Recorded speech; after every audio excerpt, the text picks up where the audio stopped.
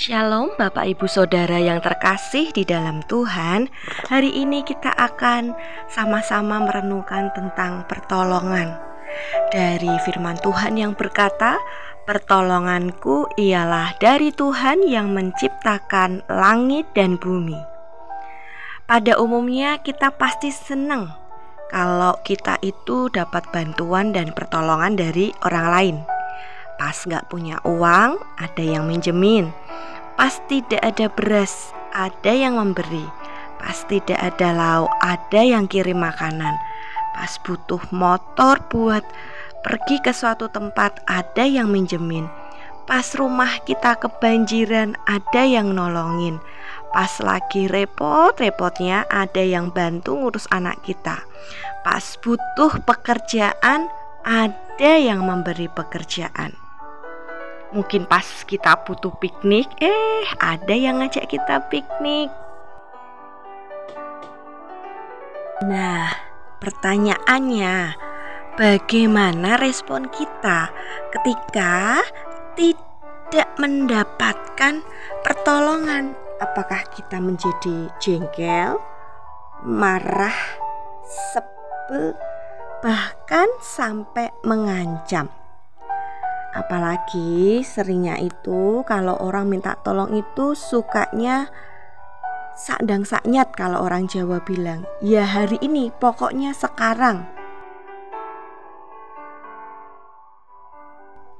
Jadi bagaimana seharusnya sikap kita dalam menanti suatu pertolongan?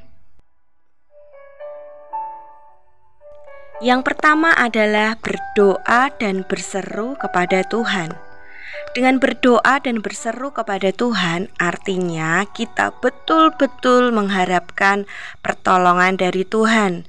Kita betul percaya dan yakin bahwa Tuhan itu mampu menolong kita.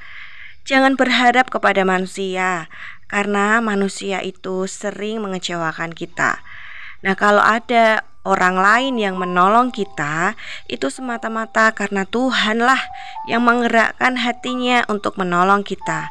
Dan sekalipun kita tidak mendapatkan pertolongan seperti yang kita mau, kita tidak akan kecewa, karena kita tahu Tuhan itu pasti memberi yang terbaik buat kita. Jangan-jangan apa yang kita doakan, apa yang kita inginkan itu bukan yang terbaik buat kita. Percayalah, Tuhan itu sanggup menolong kita dan pasti memberi yang terbaik buat kita. Tuhan bisa menolong kita dengan cara apapun, bahkan lewat siapapun. Seperti seorang nabi yang bernama Elia yang Tuhan pelihara untuk mendapatkan makanan lewat burung gagak. Nah, jadi teruslah berseru dan berdoa hanya pada Tuhan. Yang kedua adalah dengan melakukan dan mengerjakan bagian kita. Menunggu pertolongan Tuhan itu tidak hanya dengan berdiam diri, tetapi mengupayakan apa yang bisa kita lakukan. Misalnya, kita bergumul tentang sakit kita tetap berdoa mohon mujizat Tuhan. Tapi kita juga jangan abaikan untuk minum obat, vitamin, menjaga pola hidup sehat, dan menjaga makanan. Kita minta pertolongan Tuhan supaya anak kita naik kelas, lancar ujiannya. Yang kita lakukan terus mendoakan anak tersebut dan mengajak anak itu berdoa. Betul.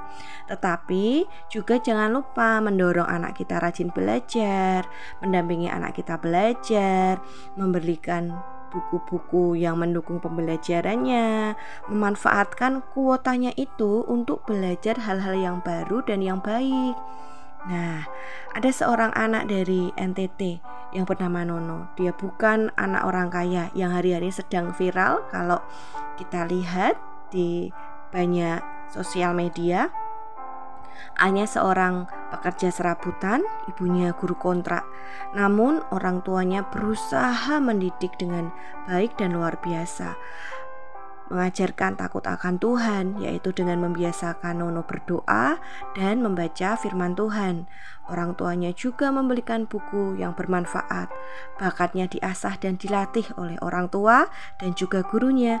Siapa sangka anak kelas 2 SD dari pelosok ini menjadi juara matematika dunia, mengalahkan peserta dari 7.000 negara menjadi juara 1. Yang tidak dikenal, Tuhan menolong menjadi dikenal banyak orang dan menjadi inspirasi bagi banyak orang.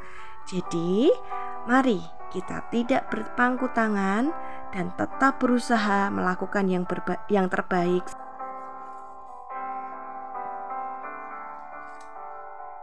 Yang ketiga adalah mengucap syukur.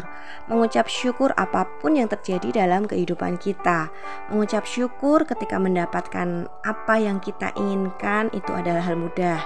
Namun ketika sampai titik akhir kita tidak mendapatkan apa yang kita harapkan, apakah kita bisa bersyukur?